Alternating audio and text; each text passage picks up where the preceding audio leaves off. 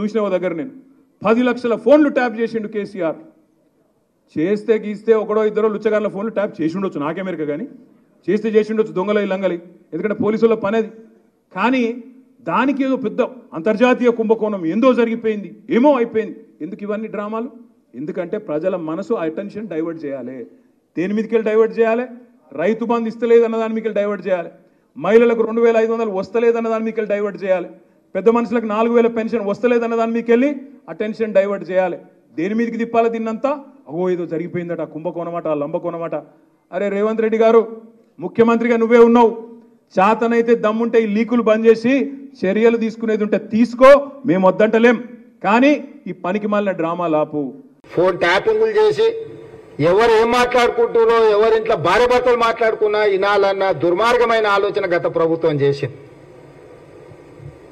ఆయన మాట్లాడుతుండే కేటీఆర్ కొద్దిమంది విన్నామని. ఏం పనే మంది సంసారాలలో ఏలు పెట్టి చూసే పని మీకు?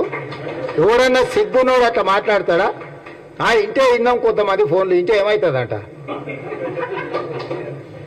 ఎవడన్నా గిట్లా భర్త నుంచి ఎవడన్నా మాట్లాడతాడా? ఇంటే ఏమవుతుంది? గదే అవుతుంది. చెర్లపల్లి చిప్పకూడి తినాల్సి వస్తుంది. ఇప్పుడు వాళ్ళు చెప్పినట్టు ఉన్న అధికారులు ఈరోజు ఊసలు లెక్క పెడుతున్నారు. ఆయన అంతకంటే ముందే చెప్పినాం, వద్దురాని ఆయన వాళ్ళు దుర్మార్గులు, దోపిడీదారులు, దొంగలు, అలా మాటలు విన్నారంటే మీరు జైలుకు పోతారు, మిమ్మల్ని తర్వాత తిరిగి కూడా చూడరని. ఇవాళ కేసులలో ఇరుక్కున్న వాళ్ళని అయ్యో పాపం అని కూడా అంటలేరు వాళ్ళు. చేసినాం ఇట్లనే చేస్తాం. ఎవడు మాట్లాడతాడు? ఊర్లలో ఆవారగాడు మాట్లాడతాడు, తాగుపోతాడు మాట్లాడతాం, గట్లనే చేస్తాం, మేము బజార్లో బట్టలు ఇప్పుకొని తిరుగుతాం. అయితే ఏందని ఊర్లలో అన్నారు?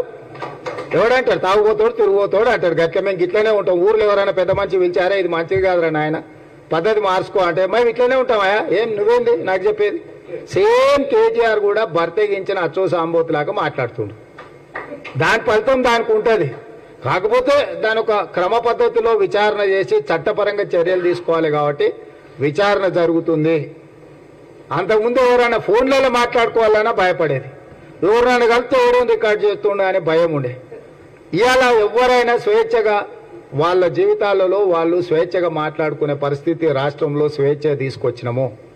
ఇవాళ ఏదున్నా సచివాలయానికి వెళ్ళి మనం చెప్పుకునే పరిస్థితి ఉంది.